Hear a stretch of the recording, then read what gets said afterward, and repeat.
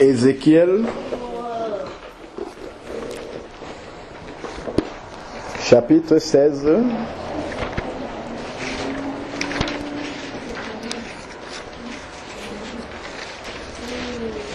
Et il y a une question que je me posais, mais je n'ai pour autant pas spécialement creusé dans la parole de Dieu parce que je trouvais ça secondaire. Donc j'avais simplement demandé au Seigneur qu'est-ce qu'il en est sans pour autant creuser. Parce que j'entends des personnes, par exemple, dire qu'on ne doit pas mettre des bagues comme ça à la main ou bien pendant les boucles d'oreilles. Et il y a toute une mouvance chrétienne qui dit ça. Quand j'ai vu, j'ai entendu, j'ai écouté quelques versets, j'avais simplement demandé au Seigneur, qu'est-ce que ça a à voir avec ta parole? Déjà, pour ce qui concerne les anneaux, dans Genèse 24, il est dit que lorsque le serviteur d'Abraham est arrivé pour prendre une épouse pour Isaac, il a offert, justement, on peut aller voir, dans Genèse chapitre 24, nous savons que les patriarches en général ne font pas des choses sauf dans des cas rares, rarissimes, et la parole de Dieu nous mettrait en garde de ça, des choses qui relèvent du péché et non justement être présenté quasiment en exemple ici. Alors dans Genèse chapitre 24,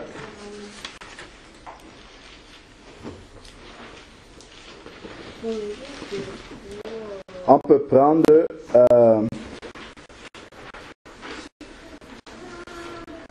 à partir du verset même 50, lorsque le serviteur d'Abraham est entré voir les parents de Rebecca, donc à la famille, et Laban et Bethuel répondirent disant, cette affaire est procédée de l'Éternel. Donc après que le serviteur d'Abraham ait raconté que quand il est arrivé pour chercher une femme, il a demandé au Seigneur de lui montrer un signe, ainsi de suite. Et justement, Laban et Bethuel confirment que cela vient de l'Éternel. Nous ne pouvons te dire ni bien ni mal. Voici, Rebecca est entre tes mains. Prends-la et t'en vas, et qu'elle soit la femme du fils de ton Seigneur avec petit s, comme l'Éternel en a parlé. Et aussi le serviteur d'Abraham eut leur parole, c'est-à-dire eut entendu leur parole, et se prosterna en terre devant l'Éternel. Le serviteur tira ensuite des bagues d'argent et d'or et des habits et les donna à Rebecca, et donna aussi des présents exquis à son frère et à sa mère. Je relis encore. Et aussi que le serviteur d'Abraham eut leur parole, il se prosterna en terre devant l'Éternel, c'est-à-dire qu'il consulte Dieu d'abord, et Dieu va l'arrêter tout de suite s'il va faire quelque chose qui est un péché, parce qu'on ne peut pas prier Dieu et Dieu nous fait pécher immédiatement après.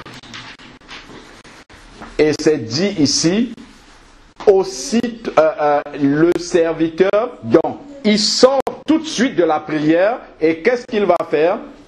Il tira ensuite des bagues d'argent et d'or et des habits et les donna à Rebecca et donna aussi des présents exquis à son frère et à sa mère, et ils mangèrent et but, lui et les gens qui étaient avec lui, et ils logèrent cette nuit-là. Et quand ils furent levés le matin, le serviteur dit, renvoyez-moi à mon Seigneur. Amen. Donc c'est juste pour nous montrer ici que si mettre une bague avait été un péché, ça le serait depuis le début jusqu'à la fin de la parole de Dieu. Et on ne peut pas sortir de la prière sans que Dieu ne nous montre que ce que nous allons faire là est un péché. Sachant que les présents qu'il a ramenés, c'est Abraham, serviteur de Dieu, qui les lui a donnés. Quelqu'un qui marchait avec Dieu. Donc Dieu aurait déjà révélé à Abraham que ce que tu as envoyé comme présent là, c'est un péché, n'envoie pas ça là-bas. Mais Dieu ne l'a pas fait. Et en plus, le serviteur a prié. Et en sortant de la prière, il a sorti ces présents-là. Et Dieu n'a pas mentionné ici là que ce que tu as apporté, c'est une abomination devant mes yeux. Donc ça, déjà, ça devrait laisser réfléchir pour ce qui concerne les bagues. Alors, donc, après on peut vivre sans. Hein. Je suis simplement en train de dire que celui qui considère ça comme un péché est en train de contredire la parole de Dieu. Je ne dis pas qu'on doit naître, ce n'est pas une obligation, mais pour moi, c'est quelque chose qui a une valeur neutre devant le Seigneur. Ce n'est pas quelque chose qui est une abomination, un péché ou quelque chose de cette nature-là. Alors, prenons, je disais tantôt, Ézéchiel,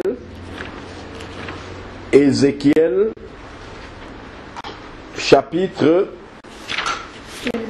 16. Alors, Ézéchiel, chapitre 16. Dans ma Bible, c'est intitulé « Grâce de Dieu envers son Église ». Grâce de Dieu envers son Église. On a prêché sur les attitudes de ma sœur devant le Seigneur. Voilà, amen, c'est bien. Alors, grâce de Dieu envers l'Église et ingratitude de celle-ci. Donc, on voit que ce chapitre-ci se rapporte à des choses que Dieu a fait pour son Église. Nous savons que le Seigneur dit qu'il vient chercher une Église sans tache ni ride. Donc, Dieu ne va pas venir faire descendre sur son Église des choses qui sont des taches, qui sont des rides, ni utiliser des expressions qui renvoient aux taches, aux rides, au péché devant le Seigneur. Et là maintenant, à partir du verset 1, il va être dit, la parole de l'Éternel me fut aussi adressée en disant, fils d'homme, fais connaître à Jérusalem ses abominations. Et dis, ainsi dit le Seigneur l'Éternel à Jérusalem, tu as tiré ton extraction et ta naissance du pays des Cananéens. Ton père était Amoréen et ta mère était Étienne.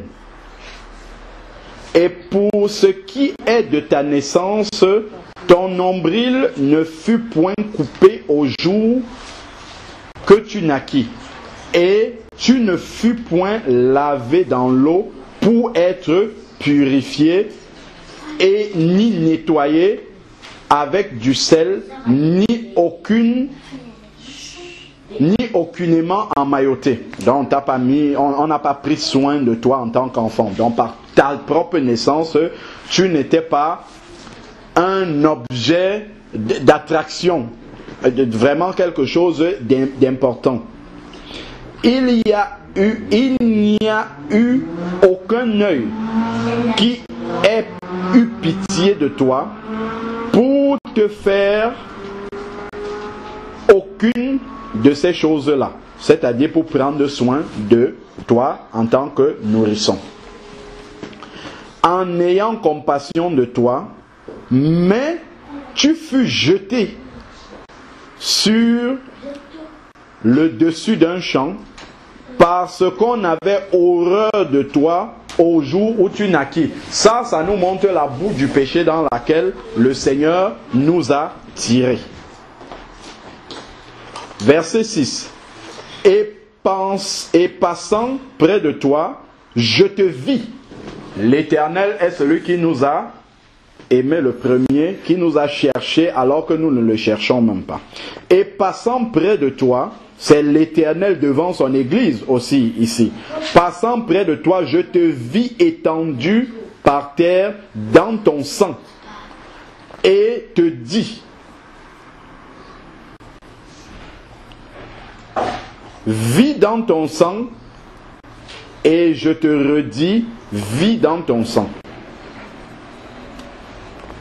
Je te fis croître par millions. Dieu a multiplié son peuple comme les germes des champs. Tu crus et tu devins grande et parvins à une parfaite beauté. Ton corps se forma et tu devins nubile, mais tu étais nue et toute découverte. Et je passais auprès de toi. Le Seigneur montre la nudité, la boue du péché, l'éloignement dans lequel était et l'Église et Israël, et il est venu la chercher dans cet état-là.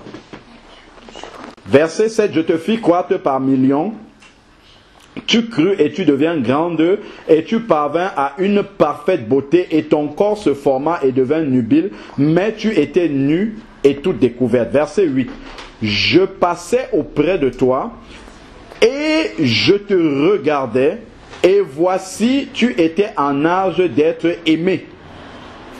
Et j'étendis sur toi un pan de ma robe, et je couvris ta nudité. Nous savons que quand Adam et Ève ont péché, Dieu a apporté une peau d'animal pour couvrir leur nudité, qui était l'image du péché justement qu'ils avaient commis. Parce qu'avant qu'ils ne commettent le péché, ils étaient nus, mais il n'y avait pas un accent particulier là-dessus. Mais c'est après justement qu'ils aient péché que leurs yeux se sont ouverts sur leur nudité, à savoir leur péché. Et là, l'Éternel est venu couvrir avec une peau d'animal, c'est-à-dire couvrir le péché qu'ils avaient sur eux. C'est pour ça que après, le Seigneur a justement institué les holocaustes où on doit égorger des animaux pour expier les péchés du peuple, pour couvrir les péchés du peuple. Et Jésus est celui qui est venu ôter les péchés du peuple. Expier, c'était juste couvrir, pour que la colère de Dieu, en voyant ces péchés-là, ne s'abatte sur eux. Donc, les sangs des animaux couvraient le péché pour que Dieu ne les voie pas. Mais Jésus, le sang de Jésus est venu ôter les péchés du monde. Donc, on voit toujours cette image-là qui est là. Nous avons aussi l'église de Laodicée dans Apocalypse chapitre 3, où l'Éternel va dire que tu es nu, mais tu ne le sais pas, achète de moi du collier, afin que tu réalises ta nudité. Il parle toujours du péché de l'église de Laodicée. Donc la nudité se rapporte aussi au péché. Alors, donc continuons, nous sommes au verset 8. Je passais auprès de toi, et je te regardais, et voici, tu étais en âge d'être aimé. J'étendis sur toi le pan de ma robe, et je couvris ta nudité. Le pardon du péché. Puis je te jurai, et j'entrai en alliance avec toi, et le Seigneur, l'Éternel, autant pour moi, et j'entrai en alliance avec toi, dit le Seigneur l'Éternel, et tu devins mienne. Et je te lavais dans l'eau, et t'y plongeais, j'ôtais ton sang de dessus toi, et je t'oignis d'huile. Donc ça, c'est l'image de la purification du péché. Donc d'enlever tout ce qui était souillé autant sur l'Église, sur Israël. Donc l'Éternel a fait ce travail de purification, de lavage là. Verset 10. et je te vêtis de broderie. On voit maintenant que quand l'Éternel a lavé le péché, il va amener maintenant des vêtements, c'est l'image justement des œuvres de justice, de la pureté, de la sainteté, ainsi de suite, qui sont des choses qui ne sont pas souillées, parce qu'avant il était souillé. À quoi servirait-il de laver quelqu'un qui est souillé et de lui remettre des choses souillées sur elle? Pas du tout. Ça ne sert à rien du tout et ça n'aurait aucun sens. Donc, verset 10, et je te vêtis de broderie et je te chaussais de peau de couleur d'hyacinthe et te ceignis de fin lin. C'est-à-dire qu'il a mis des vêtements de fin lin et je te couvris de soie. Et je te parais d'ornements. Quels sont ces ornements-là que le Seigneur a mis sur cette bien-aimée-là?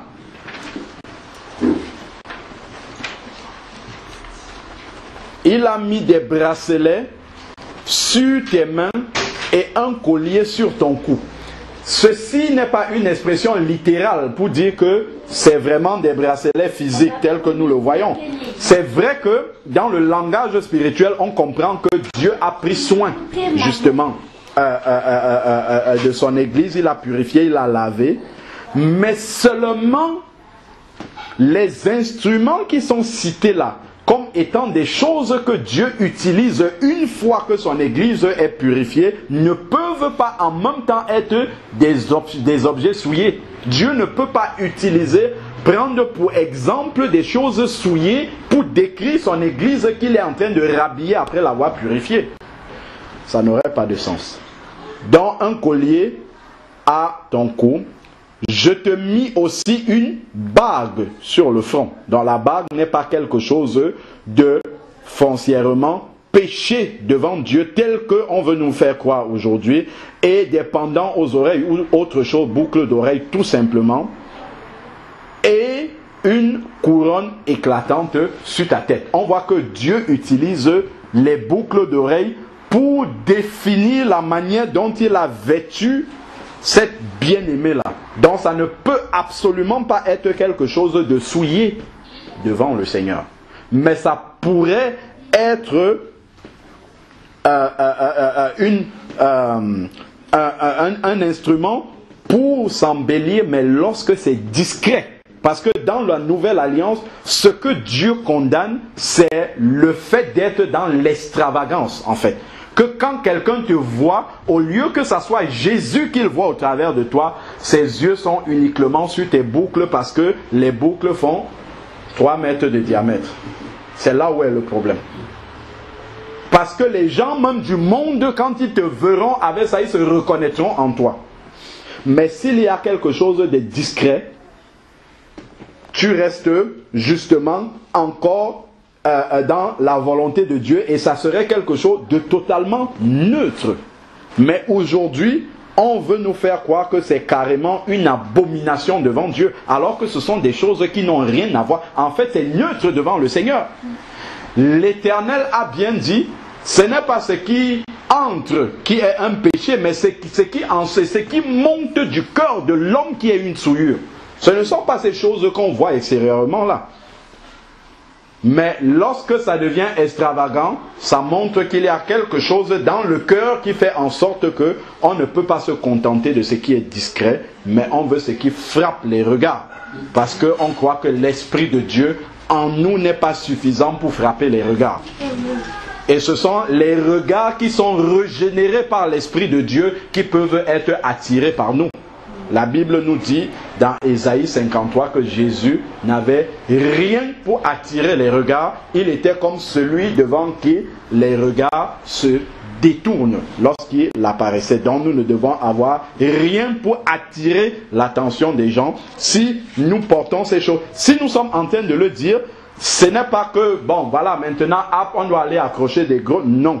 Si quelqu'un a résolument dans son cœur pris la décision de ne pas mettre ça parce qu'il ne trouve absolument aucun apport pour lui, que ce soit les boucles d'oreilles, que ce soit la bague. S'il voit que ça ne sert à rien pour lui, ben qu'il ne porte pas. Il n'a pas péché devant Dieu. Et celui qui met quelque chose de discret, il n'a pas non plus péché devant Dieu. C'est juste ce que cette parole-là est en train de nous dire. Parce que Dieu ne va jamais utiliser des choses qui sont des abominations pour lui pour décrire la manière dont il a revêtu son épouse qu'il a à l'avant, au préalable purifié. Et c'est comme cela que, en lisant, moi j'ai été éclairé, sans avoir eu besoin de méditer pour chercher où est le dessous, ainsi de suite. C'est comme ça que Dieu m'a éclairé simplement, parce que je lui avais posé la question. Et si j'entends des gens parler des bagues, des boucles d'oreilles, je ne vois pas ce que ça a en rapport avec la sainteté que tu demandes. Quel est toi-même ce que tu dis dans ta parole? Et un matin, en méditant, le Seigneur m'a amené sur ces versets-là, et j'ai vu, mais tiens, comment quelque chose qui est une souillure pour l'Éternel, qui est une abomination,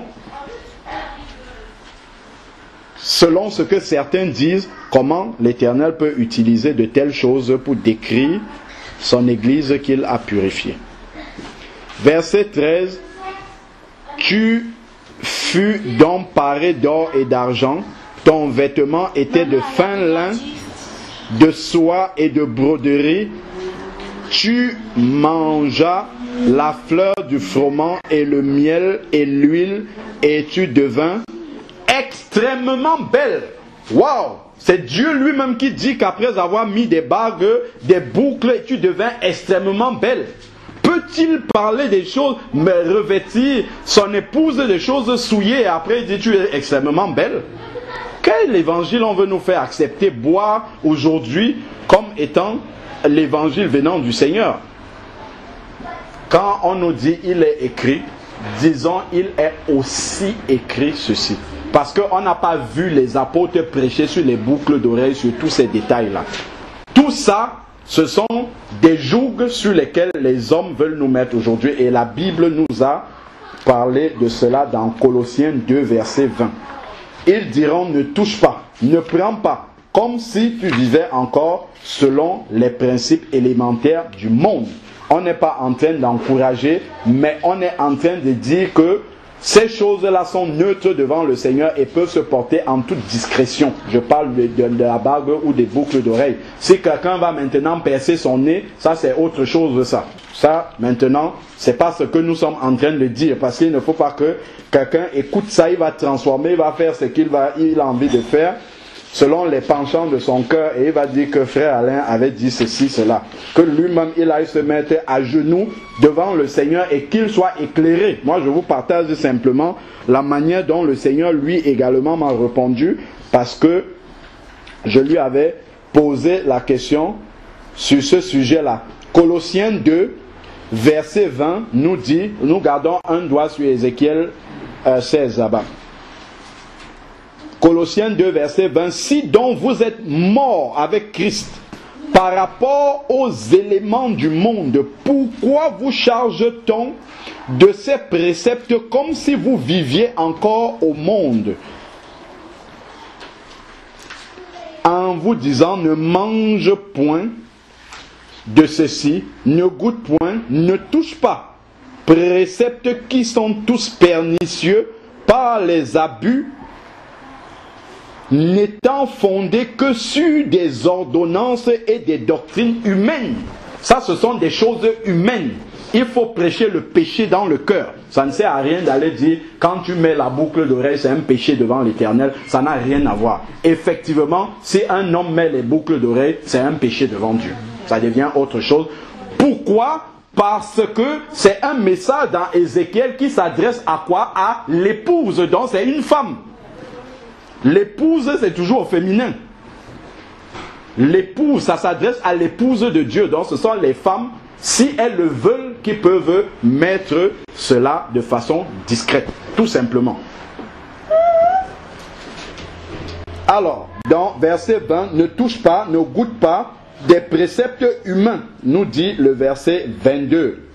Lesquels, verset 23, ont à la vérité quelque apparence de sagesse. On peut croire que c'est ça qui nous rend saints. Le Seigneur avait déjà dit, allons lire dans Matthieu 23 là-bas, il a dit aux pharisiens, vous blanchissez l'extérieur alors qu'à l'intérieur vous êtes des tombeaux blanchis.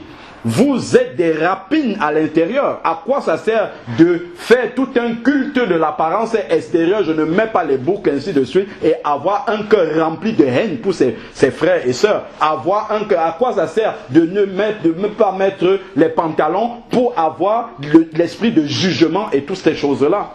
Ça n'a rien. Ça, on se trompe, mais quand la trompette va sonner, nous serons étonnés des choses qui vont arriver. Parce que nous sommes détournés de la simplicité de l'évangile et croient que ce sont tous ces aspects-là qui font en sorte que nous soyons saints devant Dieu. Matthieu 23, verset 25, lave d'abord l'intérieur afin que l'extérieur aussi soit propre. D'abord, si tu commences par laver l'intérieur du cœur, l'extérieur naturellement va refléter la gloire du Seigneur. Effectivement, l'extérieur doit refléter un enfant de Dieu. On n'est pas en train de dire que quelqu'un doit s'habiller de façon mondaine et que Dieu ne voit pas ça. Non, Dieu voit, il faut rester dans la sobriété qui représente vraiment l'humilité que Christ avait. Laissez l'extravagant, laissez les choses qui frappent l'œil et que nous soyons simplement mis en avant par le caractère de Christ qui se dégage de nous. Voilà ce qui est d'une bonne odeur aux narines du Seigneur. Alors, verset 23, Colossiens 2, 23, lesquels ont à la vérité quelque apparence de sagesse dans un culte volontaire. Donc ce sont des préceptes humains qu'ils se sont définis eux-mêmes comme les pharisiens le faisaient. Les pharisiens, non contents des 613 commandements de la loi, se rajoutaient d'autres commandements qui venaient d'eux-mêmes.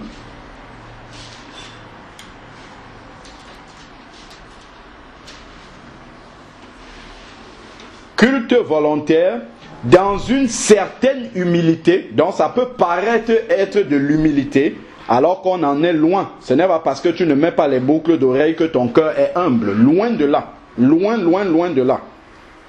Et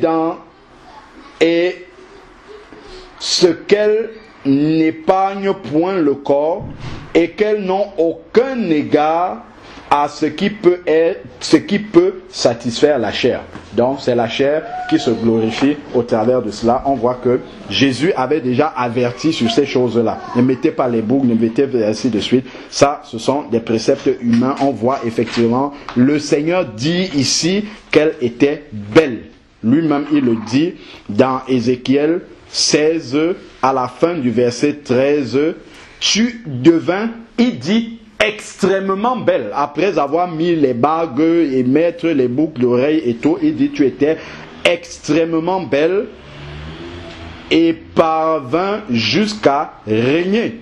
Et ta renommée se répandit parmi les nations à cause de quoi? De ta beauté. Parce qu'elle était parfaite. Quelqu'un qui a des boucles d'oreilles, qui aurait quelque chose de souillé, si jamais il en était ainsi, comment Dieu peut-il dire de cette personne, de cette épouse, qu'elle est extrêmement belle et ensuite qu'elle était parfaite? À cause de ma gloire que j'avais mise en toi, dit l'Éternel. Mais tu t'es confié en ta beauté et tu t'es prostitué. Voilà là où le Seigneur met le doigt. Et c'est ça qu'on disait tout à l'heure. Si tu crois que ce sont les boucles d'oreilles qui vont te faire devenir belle et que tu commences à te rendre extravagante pour attirer l'attention au travers de cela, c'est là que tu vas te prostituer. C'est là qui est le problème ici. Mais tu t'es confié en ta beauté. Donc si on commence à se confier à ces choses-là, nous savons bien que le psaume 139 dit clairement que lorsque j'étais encore une masse informe dans le ventre de ma mère, je te loue de ce que j'étais une créature merveilleuse, belle créature. Et parce que justement, tu t'es confié à ta renommée, à cette beauté-là, tu t'es prostitué. Donc tu es sorti de la volonté de Dieu. Tu as commencé à te confier aux standards humains. Parce que les gens vont commencer à regarder c'est quoi la marque de ta boucle d'oreille. Ou la bague que tu mets, c'est Chanel ou c'est ceci. Là, c'est là où tu vas entrer dans la prostitution. C'est là où tu vas commencer à te considérer par les standards de ce monde ici. C'est là où est le problème. Et c'est là où ceux qui n'ont pas le discernement ne mettent pas le doigt sur ce qui est un problème devant Dieu.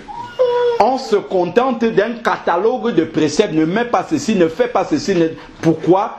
Parce que on n'a pas confiance dans la puissance de l'Esprit de Dieu pour conduire un enfant de Dieu à enlever et à abandonner et à laisser tout ce qui ne glorifie pas Dieu dans son apparence extérieure. On ne fait pas suffisamment confiance à l'Esprit de Dieu. Il faut prêcher l'évangile authentique tel que c'est là et l'Esprit de Dieu même va dépouiller les personnes si elles sont vraiment enfants de Dieu. Il va enlever directement tout ce qui ne glorifie pas le Seigneur. Donc le problème avec tout ça, c'est que à cause de cette beauté-là, ça a conduit à la prostitution parce que l'épouse s'est confiée dans ses boucles et tous ces ornements que le Seigneur lui avait donnés. Et ça nous laisse un véritable enseignement pour comprendre que si maintenant on va s'abandonner à ces choses-là, si on va définir sa beauté par rapport à ces choses-là, on devient inconditionnel. Si je n'ai pas de boucle, je ne peux pas sortir. Si je n'ai pas de bague, je ne peux pas sortir. Ainsi de suite. Là, on devient des esclaves. On entre dans l'idolâtrie. C'est là où sont les problèmes que le Seigneur, justement, soulève. Et ça relève souvent des convoitises qui sont encore dans le cœur et qui se manifestent extérieurement par l'attachement à ces choses-là. On commence à avoir les variétés de toutes sortes de boucles. Boucles rouges pour vêtements rouges, boucles longues pour tel, ainsi de suite. Là, on va entrer vraiment dans quelque chose qui n'est plus du tout de la sobriété. Continuons. Et tu as poussé tes prostitutions jusqu'à te livrer à tout passant. On commence à convoiter les choses que les gens de ce monde aiment. Là, il va y avoir un problème. Et tu as pris de tes vêtements et tu t'en es fait des ornements de diverses couleurs pour tes hauts lieux, tels qu'il n'y en a point et il n'y en aura point de semblable. Tu t'y es prostitué. Et tu as pris les bagues magnifiques faites de mon or. Tu as pris des bagues magnifiques. Si c'était un péché, comment Dieu peut utiliser de telles expressions pour qualifier quelque chose qu'il juge de magnifique? Si porter une bague, avoir une bague physique même, était un péché, Dieu trouverait sûrement d'autres mots pour qualifier sa beauté. Ce qu'il trouve beau. Donc, c'est le fait d'avoir perverti ces choses-là, justement, au lieu de mettre la boucle d'oreille. Une boucle d'oreille, tu vas maintenant percer 36 trous sur tes oreilles, tu vas faire tout le cercle comme ça. Tu auras 10 boucles d'oreilles qui font tout le tour de l'oreille. Là, maintenant, tu es en train de prostituer des choses simples. Qui pour autant étaient là pour distinguer un homme d'une femme, parce que les boucles d'oreilles, l'église et le chef, il y a des différences. Toi maintenant, tu vas mettre 36 boucles d'oreilles autour de la même oreille. Là maintenant, c'est là où la prostitution, l'idolâtrie et toutes ces choses-là vont commencer. C'est là où il y a les problèmes. Et là, les gens qui prêchent cet évangile-là ne vont pas dans les détails pour mettre le doigt. Et ça, c'est les pharisiens. Parce qu'ils ne vont pas dans la profondeur des choses pour voir où est le problème. Le problème est dans les convoitises du cœur et non ce qu'on voit à l'extérieur. Ce qu'on voit à l'extérieur n'est que la manifestation des convoitises qui sont là, charnelles dans le cœur, parce qu'on aime encore le monde. Et on veut s'identifier au monde. Et on veut avoir la même échelle de valeur que le monde. Quand on va, ah tiens, tu as acheté tes boucles d'oreilles. Si quelqu'un pose cette question-là, il faut faire attention. Surtout si c'est un païen qui pose ce genre de questions-là.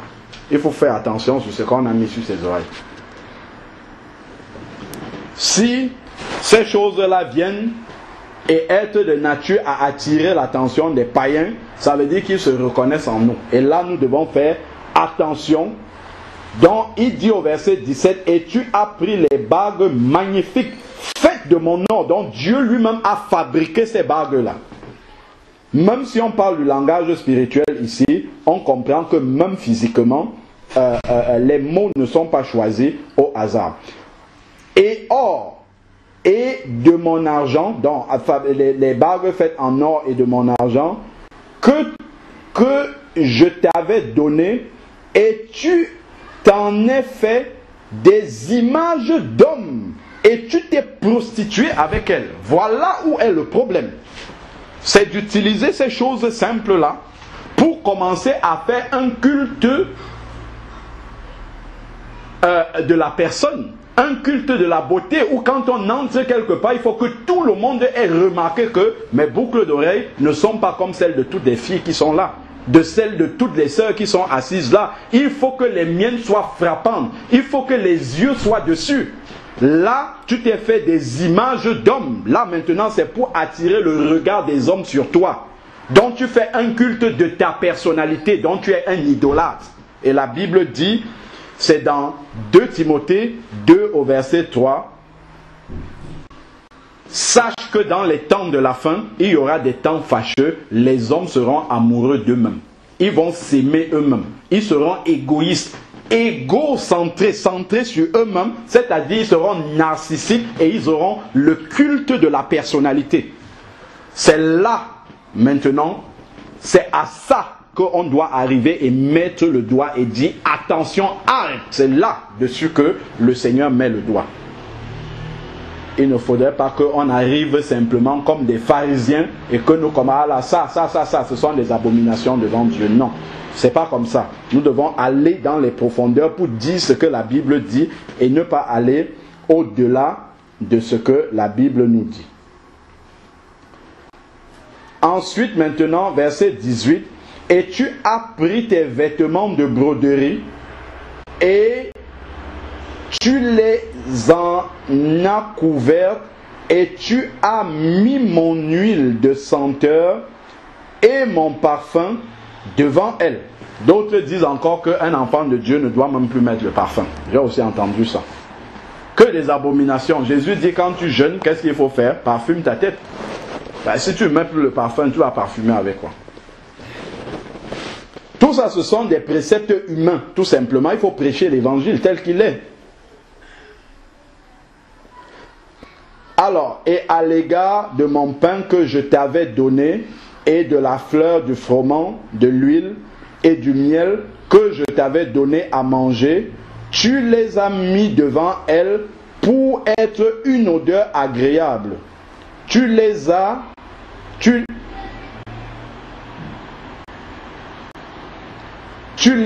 mis devant elle pour être une odeur agréable.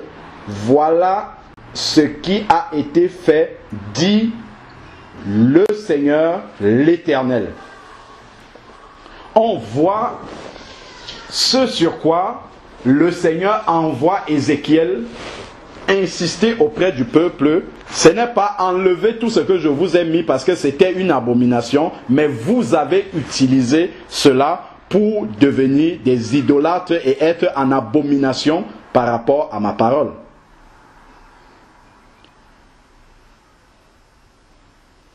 Et après, il continue à citer toutes les autres abominations.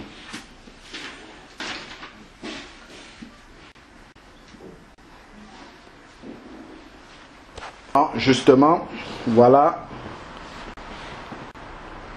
une portion de ce que nous devons comprendre en ce qui concerne justement ces préceptes-là qu'on voit subitement apparaître maintenant et sous lesquels justement on ne cerne pas quel est le véritable problème que le Seigneur soulève. On va compléter tout simplement avec 2 Timothée, 1 Timothée autant pour moi 2, 1 Timothée 2,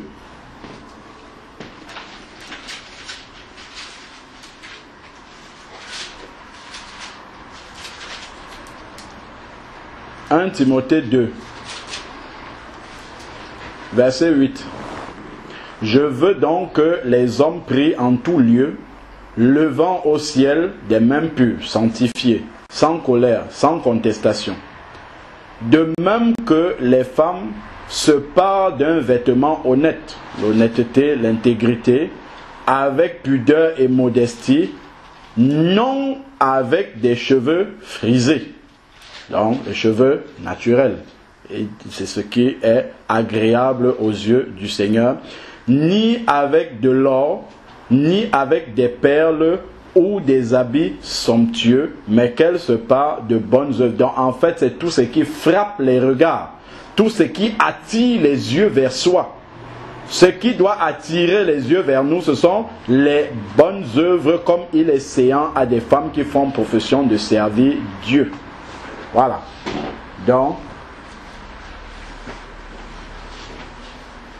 voilà justement ce à quoi le Seigneur prend plaisir. Au lieu d'amener des choses qui frappent les regards humains comme ça, nous devons briller plutôt par le caractère de Christ, justement, qui se dégage de notre vie sainte, sanctifiée, devant le Seigneur. Prenons 1 Pierre 3.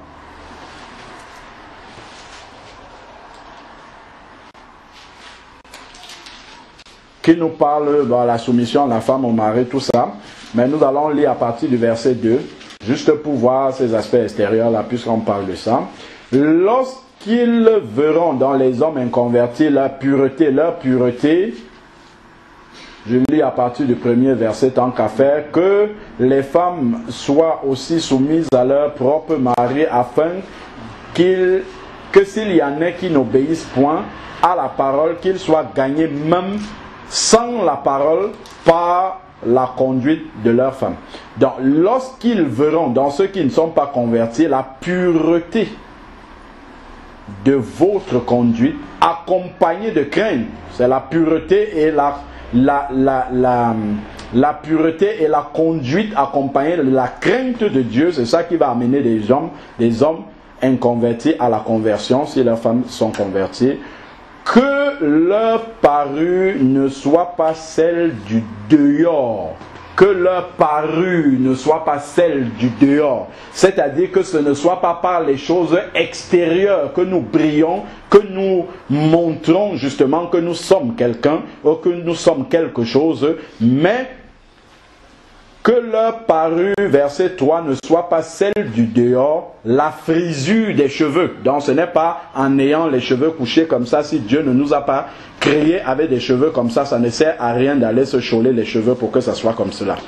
Ça, ce n'est pas ça qui va toucher les personnes, au contraire. Justement, après, il dit la frisure des cheveux, les ornements d'or et les habits somptueux. Ça revient sur ce que nous avons dit. Ce n'est pas avec ça que nous allons aller impressionner des personnes. C'est par notre caractère. On a parlé de l'humilité vendredi. Ce sont des choses qui renversent les raisonnements, les manières, les comportements de ce monde-ci. C'est si nous faisons différemment, c'est ça qui va toucher les gens. Soit celle mais que leur ornement soit celle de l'homme caché et du cœur, savoir la pureté incorruptible d'un esprit doux et paisible.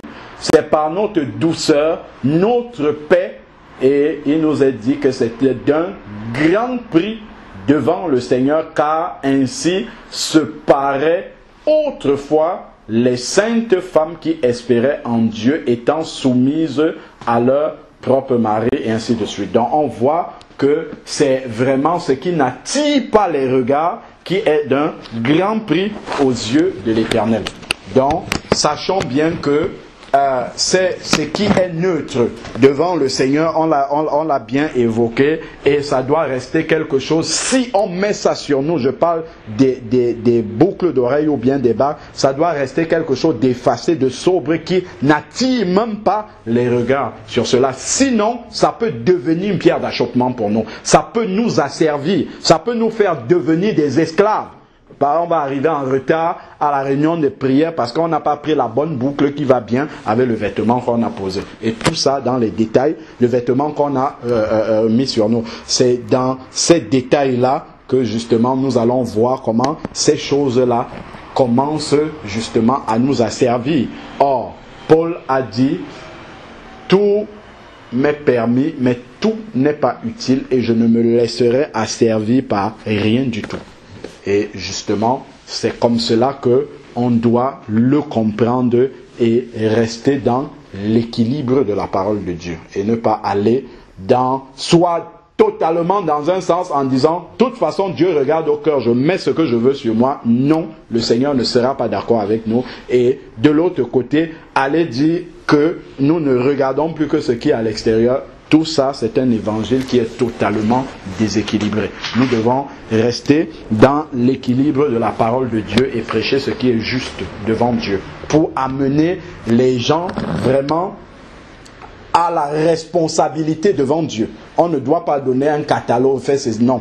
Les gens avec l'Esprit de Dieu qui est en eux, eux-mêmes doivent être responsables du fait qu'ils aient l'Esprit de Dieu en eux. Ils savent que là où je vais, je représente Dieu. C'est dit dans 2 Corinthiens 5 au verset 20 que nous sommes des ambassadeurs de Dieu, comme si Dieu exhorte par notre bouche. Donc si on dit à quelqu'un, il faut que soi-même on se l'imagine. On se dit, bon, si on dit à quelqu'un que voilà Jésus, voilà un disciple de Jésus, est-ce qu'il peut croire? Quand il me voit là, est-ce qu'il peut croire que je suis un disciple de Jésus? Si moi-même je me pose ce type de questions, déjà l'Esprit de Dieu va déjà me parler en disant, tiens, dans ton attitude là, déjà il ne peut pas croire que tu es un disciple de Jésus.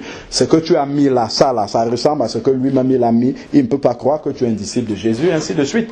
C'est parce qu'on ne se pose pas les bonnes questions qu'on a besoin d'une liste de choses à faire et à ne pas faire. Et on reste des éternels bébés devant le Seigneur. Quand on va entendre un tel dire ne faites pas ceci, on ne fait plus. On entend l'autre dire il faut faire, on refait. Donc éternellement ballotté à gauche, à droite, parce que nous-mêmes, nous ne marchons pas au pied du Seigneur pour savoir qu'est-ce que Dieu dit. Normalement, avec l'Esprit de Dieu, les enseignements comme ce que nous sommes en train de dire, on ne devrait même pas parler de ça. Ça devrait être des choses automatiques parce que nous aimons tellement le Seigneur que lorsque nous grandissons avec lui, il nous montre toutes les choses dont on doit se débarrasser, mettre ou ne pas mettre dans l'obéissance, la sincérité devant le Seigneur. Nous nous débarrassons de ce qu'il faut se débarrasser, nous laissons ce qui n'est pas une pierre d'achoppement sans aucun souci, sans qu'on ait même besoin d'éveiller notre attention sur ces choses-là. Donc voilà quelques éléments encore pour revenir dessus. Je sais que ce sont des sujets qui vont, qui reviennent, qui tournent, qui reviennent toujours parce que justement on n'a pas encore atteint cette maturité spirituelle qui permet d'être totalement convaincu de ce que le Seigneur nous dit à ce sujet-là. Amen. Voilà, terminons donc l'enseignement en mentionnant un passage qui est souvent pris, cité, et qui peut laisser croire que justement le port de boucles d'oreilles pourrait être, bien sûr par les sœurs, pourrait être une abomination aux yeux de l'Éternel. Je parle bien de boucles d'oreilles discrètes, et non des boucles d'oreilles extravagantes ou bien le port de bagues discrètes par les enfants de Dieu. Donc regardons ici Genèse 35. Genèse 35 et du verset 1 au verset 4. Donc or Dieu dit à Jacob, lève-toi, monte à Béthel et demeure là, et dresse un autel au Dieu fort qui t'apparut lorsque tu fuyais de devant Ésaü ton frère. Donc Dieu demande à Jacob de lui bâtir un autel. Alors, donc, Jacob, donc, verset 2, Jacob donc dit à sa famille et à tous ceux qui étaient avec lui, ôtez les dieux des étrangers qui sont au milieu de vous et purifiez-vous et changez vos vêtements. Donc pour aller à la rencontre de Dieu, donc à Bethel, purifier ses vêtements, se purifier, changer de vêtements carrément, puis ensuite doter les dieux des étrangers, donc les dieux étrangers, les dieux qui n'étaient pas, qui étaient en abomination au Dieu unique, qui est le Dieu d'Abraham, d'Isaac et de Jacob. Regardons maintenant le verset 3 de Genèse 35. Et levons-nous et montons à Bethel, et je ferai là un autel au Dieu fort, qui m'a répondu au jour de ma détresse, et qui a été avec moi pendant mon voyage. Verset 4 maintenant. Alors ils donnèrent à Jacob, donc ceux qui étaient avec lui, alors ils donnaient à Jacob tous les dieux des étrangers qu'ils avaient, virgule. Donc ils ont d'abord donné tous les dieux des étrangers qu'ils avaient, première chose, et les anneaux qui étaient pendus à leurs oreilles, et il, Jacob, les enterra sous le chêne qui était auprès de Sichem. À regarder comme ça, on peut se méprendre et dire que voilà, les anneaux des oreilles font partie des dieux étrangers. Pas du tout. Le verset mentionne bien qu'ils ont donné les dieux des étrangers. Ça, c'est une première chose. Et il y a une virgule. Et ensuite, il y a une conjonction de coordination. Et les anneaux qui pendaient à leurs oreilles. Donc, si nous lisons entre les lignes, nous comprenons bien que les gens qui étaient avec Jacob ont constaté que pour eux, les pendants d'oreilles n'étaient pas les dieux étrangers en eux-mêmes, puisqu'ils ont donné d'abord les dieux étrangers, mais ils ont donné également les pendants d'oreilles, parce que pour eux ça constituait certainement une idole, mais pour eux, le verset ne laisse absolument pas croire que ce sont ces boucles d'oreilles là qui étaient eux-mêmes des dieux étrangers. Pas du tout, ils n'adoraient pas leurs boucles d'oreilles. Donc c'est plutôt de comprendre que ces boucles d'oreilles là constituaient certainement pour eux, comment dire, un obstacle, hein. Ça peut être une idole par l'usage qu'on en fait. C'est aujourd'hui, par exemple, la télévision, pour certains, peut être une idole,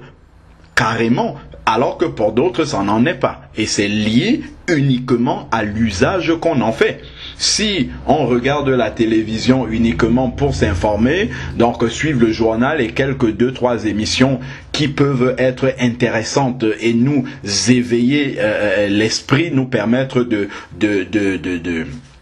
en tout cas, soit de contrôler l'accomplissement des prophéties bibliques, soit en tout cas pour nous amener à une certaine maturité spirituelle, oui, pourquoi pas. Mais si par contre on s'abandonne devant la télévision à regarder des séries qui ne nous apportent rien, et qui au contraire nous enlève la présence de Dieu, parce que ce sont des abominations que nous regardons, ou des émissions de télé-réalité, ou toutes ces choses-là qui sont complètement mondaines, alors à ce moment-là, la télévision devient une idole pour nous. Donc si Dieu nous demande, bon ok, vas-y, retirez, ôtez de votre maison tous les dieux étrangers, s'il y a des statues qu'on adore et tout, on va les mettre à l'extérieur. Si la télévision, nous la regardons dans, comment dire, de façon abominable aux yeux de l'Éternel, mais nous allons donner la télévision avec. Il est normal, mais pour celui qui regarde ça uniquement sans que la télévision n'ait une emprise sur lui, n'ait une autorité, n'ait une domination sur lui, il va pas donner son poste de téléviseur, parce que ça ne représente absolument pas une idole pour lui. C'est là, on est dans le même cas. Les dieux étrangers sont une chose, Et ensuite, les anneaux sont autre chose. On n'a pas associé les dieux étrangers aux anneaux. Ils ont donné les anneaux parce que pour eux, ça pourrait être un obstacle justement à ce que la présence de Dieu se manifeste complètement avec eux, que la présence de Dieu soit complètement avec eux, parce que ils avaient peut-être un attachement particulier à ces objets-là.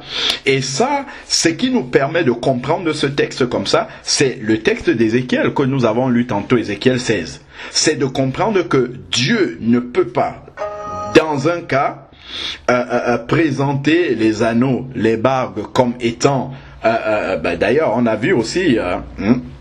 dans Genèse 24, quand Abraham a envoyé son serviteur pour prendre une épouse pour son fils Isaac, où il envoie des présents dans lesquels il y a des anneaux, il ne peut pas envoyer des choses qui sont en abomination à l'Éternel sans que effectivement l'Éternel ne le lui mentionne. Attention, Abraham, pourtant l'Éternel marchait quand même avec Abraham, il aurait dû mentionner à Abraham que attention, comment tu peux envoyer en présent pour la belle famille de ton fils des choses qui sont en abomination devant ma face, mais il l'a pas dit à Abraham.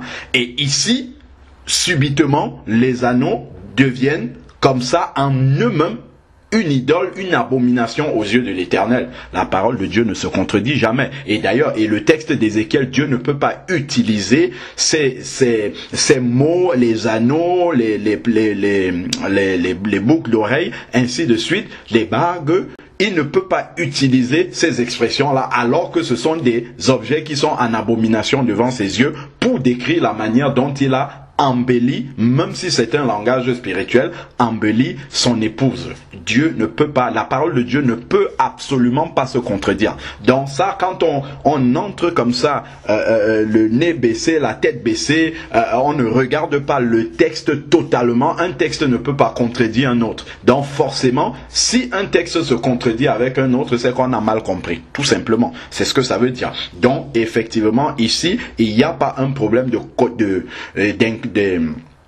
les textes ne se contredisent pas. Le Genèse 35 ici ne contredit absolument pas les autres textes. Lorsque on comprend vraiment avec la révélation du Seigneur qu'on a les dieux étrangers d'une part, les anneaux d'autre part, ils l'ont donné parce que certainement par l'usage qu'ils en faisaient, ça devenait une idole pour eux. De la même manière, on l'a dit un peu plus avant, justement dans le message, que si les boucles d'oreilles, la bague ou toute autre chose commence à être indispensable pour nous, pour qu'on se sente exister, pour qu'on se sente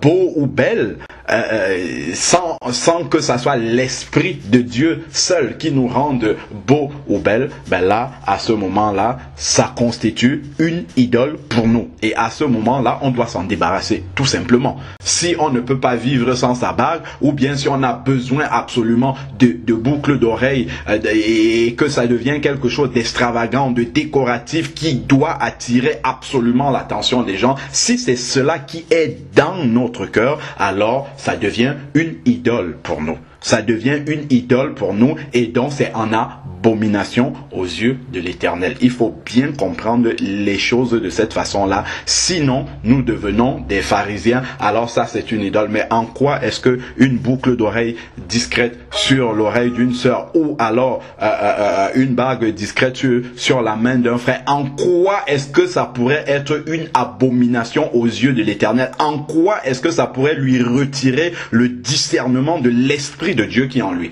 En quoi est-ce que ça pourrait le faire? Mais par contre, quand quelqu'un met par exemple un vêtement serré, ça peut déjà, ça dénature le temple du Saint-Esprit qu'il est. Ça peut entraîner justement d'autres personnes qui regardent ça à tomber dans le péché de la convoitise, de la fornication, de l'adultère, sachant que Jésus a dit dans Matthieu 5 que lorsqu'on regarde une femme pour la convoiter, on a déjà commis adultère avec elle dans son cœur. Donc on aura été justement un objet, une pierre d'achoppement pour cette personne qu'on a fait commettre l'adultère avec nous à cause de notre vêtement serré, à cause de notre extravagance. C'est aussi à cause d'une boucle d'oreille tellement frappante, tellement extravagante. On amène un frère à nous convoiter. Si nous sommes une sœur, ben là, nous devenons justement une pierre d'achoppement pour cette personne-là. Et cette boucle d'oreille, cette bague-là, si c'est le cas, devient une idole, devient en abomination aux yeux de l'Éternel. Dieu ne dit pas juste, ne fait pas des interdits pour les faire. Il faut comprendre les choses dans l'esprit. Si cela peut être une occasion de chute pour quelqu'un, cela devient une idole. Mais si c'est quelque chose qui est à peine visible, qui ne frappe personne et qui est là juste simplement pour nous distinguer filles de garçons ou de personnes mariées à personnes célibataires, je ne vois absolument pas le problème par rapport justement à l'Esprit de Dieu que nous avons. Je ne vois pas en quoi cela pourrait nous enlever l'Esprit de Dieu que nous avons. En quoi est-ce que cela pourrait être une abomination aux yeux de l'Éternel? À moins qu'on ne soit un pharisien et que nous lisons la parole non pas avec l'Esprit de Dieu, non pas avec l'Esprit de révélation, mais simplement que nous regardons les textes au pied de la lettre comme ça, sans lire vraiment entre les lignes, en priant pour que le Seigneur nous révèle véritablement sa parole. Dieu, quand il interdit quelque chose, c'est qu'il y a une conséquence négative par rapport à si on fait cette chose-là. Donc vraiment, il faut aller chercher dans les détails, dans les véritables raisons pour lesquelles Dieu peut interdire quelque chose. Sinon, voilà, Dieu ne va pas interdire pour le plaisir d'interdire.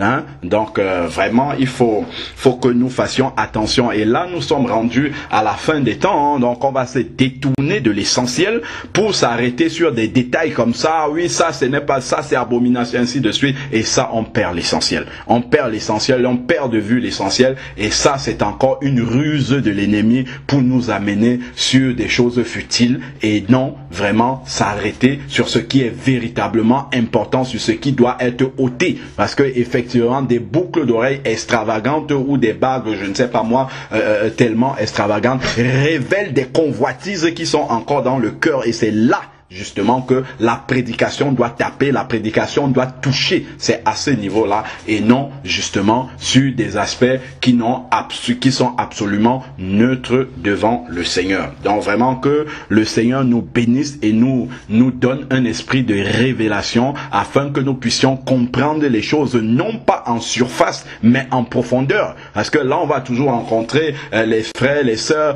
Bon, qu'est-ce qu'on doit mettre alors, qu'est-ce qu'on ne doit pas mettre, ainsi de suite. Ça montre que finalement les gens sont confus et ne savent pas ce qu'il faut faire parce qu'ils n'ont pas une révélation personnelle du Saint-Esprit sur ce qu'il faut faire.